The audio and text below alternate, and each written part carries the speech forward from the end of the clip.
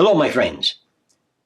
Nice to be with you again. Thank you for joining us. Hello, Susanna. Hello, Abram.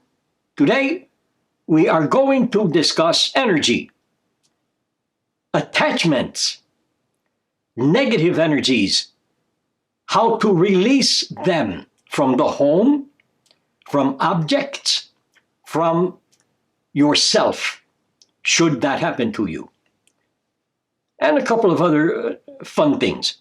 So, right now, I will hand it back over to Susanna. Thank you. Hi, everybody. Some of these subjects we've already talked about, but I think it's worth talking about again. Would it be okay if I added a few things along the way if we have time? That will be fine. Absolutely. Okay, great. So, you ready? Let us go. All right. A lot of people have been talking to me lately about negative attachments of spirits, negative entities that might attach to a person. A lot of people think they have, or have been told that they have 300 spirits attached to them. Let's start off with that. Thank you. If there are 300 spirits attached to you, it would be quite difficult to move around in your home and especially in your automobile. You would find it to be very crowded. Let us first talk about energy. What is energy? Energy is everything that keeps everything alive and functioning and functional. Energy is the universe. It keeps the universe working. Energy keeps reality working. You are energy. Energy keeps you working, functioning, and being functional. When you look at energy, energy is all about positive and negative. It has to be that way because that creates and forms a balance. Energy is a balance. It is found within and because of everything and is the cause for and of everything also, my friends. When energy seems to be negative, usually it is found to be quite strong, a strong energy. And it does not mean that there is an entity involved. Energy flows and it changes within its own structure all the time. So at times, positive energies will be stronger. At times, negative energies will be stronger also. Now, people might think that they have a negative energy or entity attached to them. Negative energy, at times, as I said, is very strong, quite strong. Probably the energy around you has become negative. In other words, leaning more toward the negative pole than positive. This is all there is to it. Entities, let me put it this way. In my 3 lifetimes and in all of my in-between lives, I have never encountered an entity attaching himself or herself, a negative entity, to a person, to an individual. This really does not happen. Now, there was a time when Tom had awakened in the middle of the night, got out of his bed, and became very, very frightened at the energy in the room. He thought it was a negative energy, ran back to his bed, jumped back in bed. The energy was just strong energy. He mistaken it to be an entity or a being of negative nature. So if you think you have a negative entity attached to you, maybe, just maybe, the negative energy of energy itself is stronger than positive. And you are thinking that there is a negative entity attached to you. Spirits do not attach themselves to tables, chests of drawers, automobiles, light bulbs, or anything else. If you think, and many people do, that you have a negative energy in your home, you would like to get rid of it,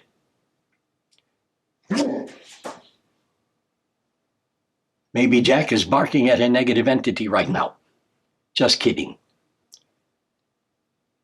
Think of energy as being positive and negative when this is happening to you.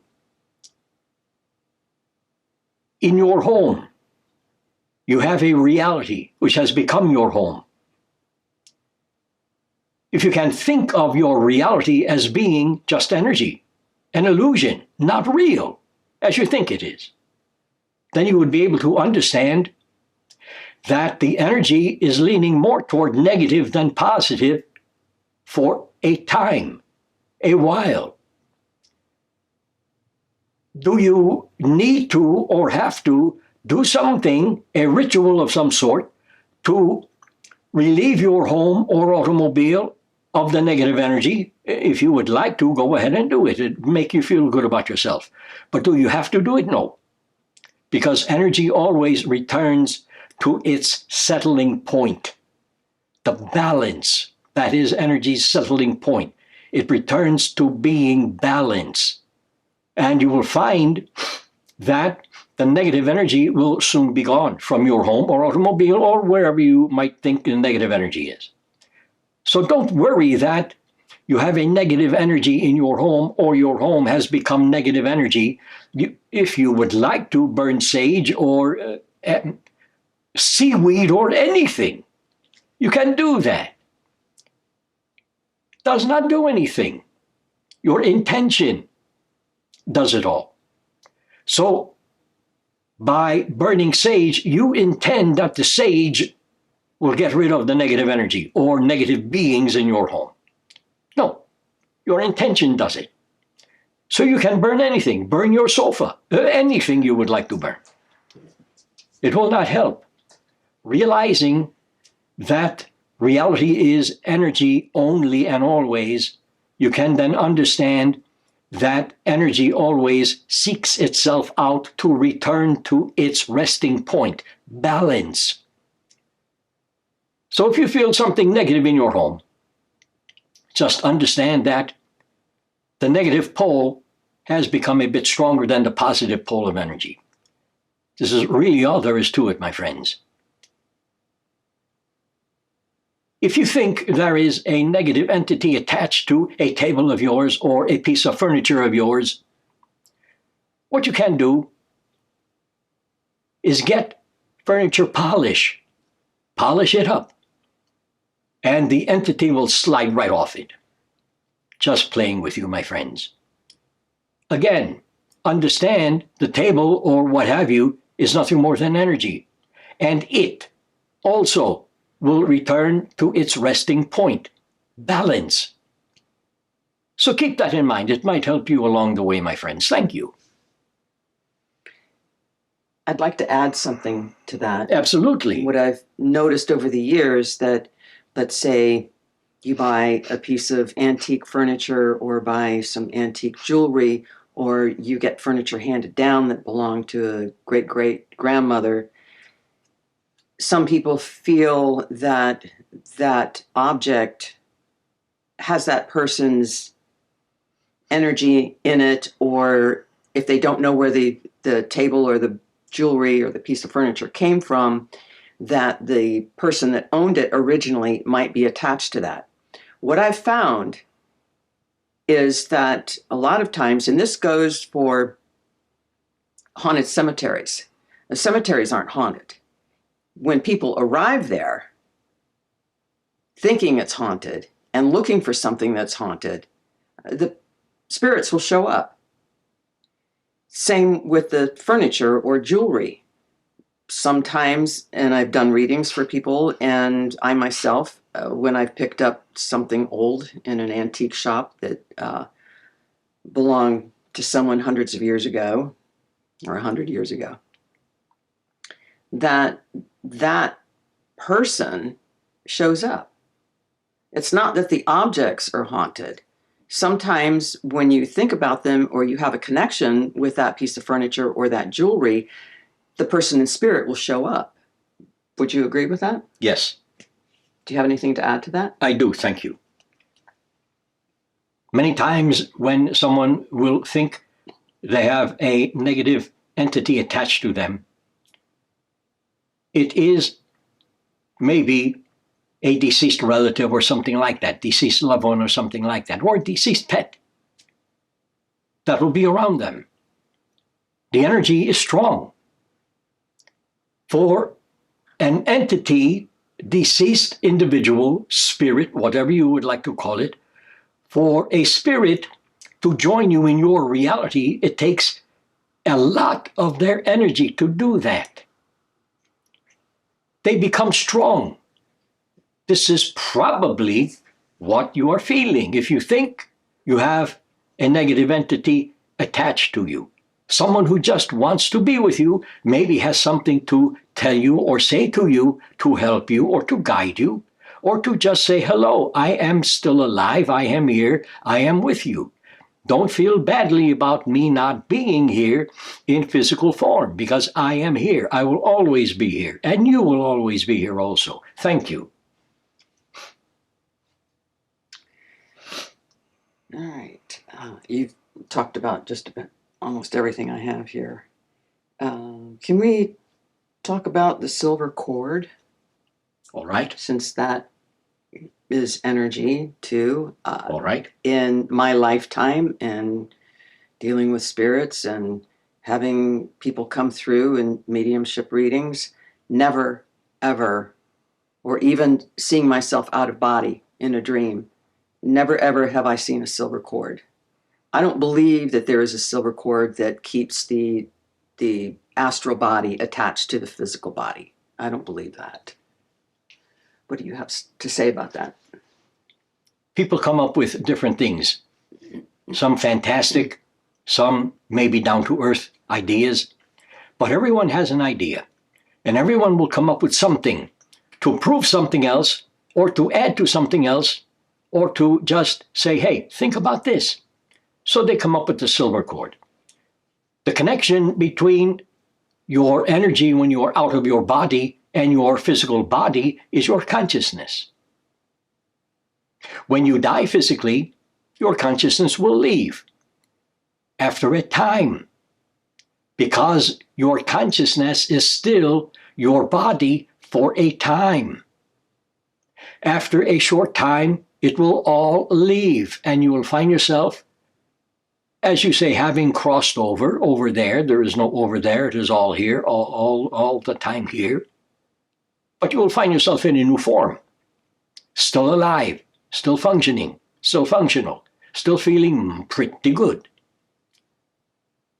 Don't think of a silver cord. Think of connections of consciousness.